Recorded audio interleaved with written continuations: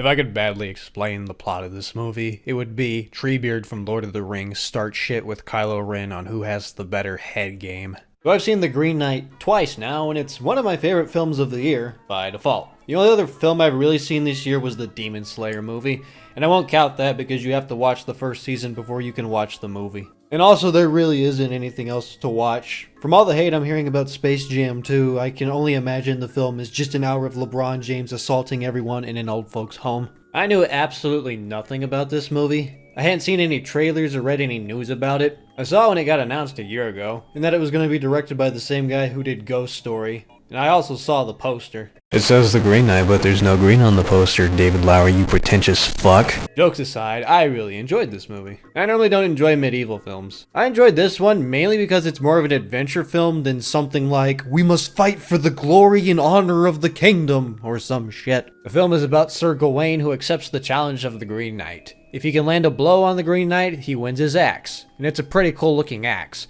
The catch is, he must then wait a year and have an equal strike done to him by the Green Knight.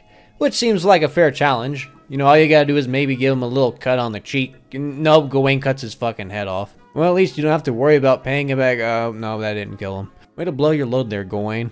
Is it Gawain or Gawain? Sounds like I'm saying Lil Wayne. A year goes by, and now he sets off on an adventure to meet the Green Knight so he can have the returning blow done to him, and some wild shit happens along the way. I'm not spoiling anything yet, so that's all you need to know for now. I mean, I guess him cutting off the Knight's head early on is kind of a spoiler if you're like me and didn't see the trailers or know anything about the original story. See, what I liked about this movie is that it takes the whole concept of Knight's honor and just shines a bright UV light on it so you can see all the dirty imperfections of it. It presents the idea of his honor really worth it. Sir Gawain himself isn't even an honorable character, and he's going on this quest to earn his honor, but along the way you get to see many instances of him proving that he really isn't that great of a guy. There's one instance where someone asks him for help, and the first thing he says is, well, what do I get out of it? Okay, I don't know if this was intentional or not, but the film opens up on this long shot of a village, and you see a house catching on fire. Then a man and a woman run into frame. The man grabs his sword off a horse, and then he runs back towards the burning house. The camera then pulls back, and then you see Gawain in a brothel. I saw that as, no, he's not the noble knight that runs into battle, he's spending Christmas drunk at a brothel. I would say that's just my film school brain putting things together, but I didn't go to film school, so that just makes me a pretentious asshole. I loved a lot of the cinematography in this film. It jumps around between these wide shots that show the landscape around Gawain as he makes his travels, but then there will be these handheld shots low to the ground pointing upwards at the characters. The film also uses lighting and color really well, especially in the beginning when the Green Knight shows up for the first time. There's also a couple of shots that will only show the silhouettes of the characters as they're only lit by moonlight as they travel across a cliffside, or they'll just be engulfed by a thick fog in a different shot. I really only have one complaint with the cinematography.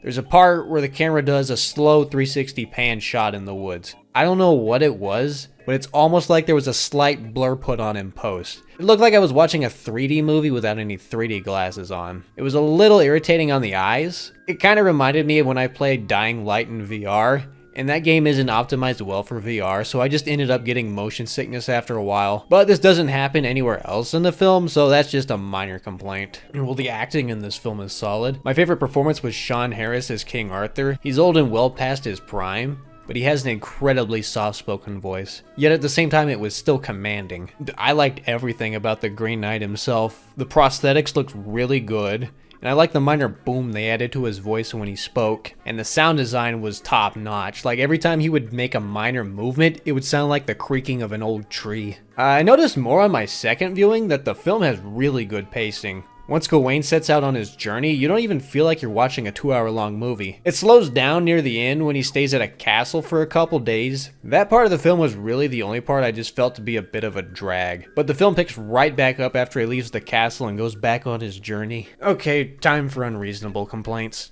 No, seriously, I'm the only one out of my friends who saw this movie that have these complaints. I'm probably the only one who had any issue with some of these things, so yeah, they're unreasonable complaints. I did not like Alicia Vikander in this film at all. She plays two characters in the film. One is Gawain's love interest, and she has an accent that I just did not like at all. And she's the only character in the film that talks like that. I can see why they gave her the accent. It helps her stand out from the other character that she played, and it shows her role as a commoner compared to Gawain. I understand the choice, but I still didn't like the accent. Thankfully, she's only in a couple of scenes. The other character she plays appears way later in the film, and she just does not project her voice at all. She's doing the whole talking quietly because it's supposed to be hot thing, and then later she goes into this long monologue about the color green. I get why it was in the film. It was to show the Green Knight's role relating to Gawain's quest for honor, how the color green can represent not only nature, but the rot that comes along with humanity. But while she's delivering the monologue, she's talking so quietly that I could hear the saliva clicking in her mouth. I have misophonia, so certain noises irritate me, so whispering and mouth clicks drive me up the wall. So when I have to listen to a 2-minute long monologue about the color green that sounds like something a high schooler would write in English class,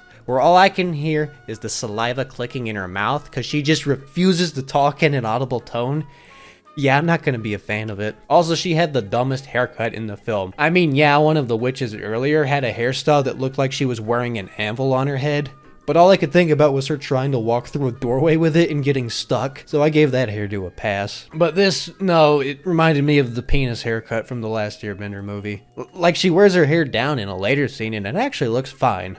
Okay, those are my unreasonable complaints. I really liked everything else about the film. I would definitely recommend you go and watch it. Personally, I think it benefits from a second viewing. I ended up enjoying it more on my second go when I was catching minor things I didn't even notice the first time because I was too busy trying to wrap my head around what was going on in the first viewing. I'd give this film an 8 out of 10 if I had to grade it. Trim out some of the stuff of him being in the castle near the end and this film would have been way better for me.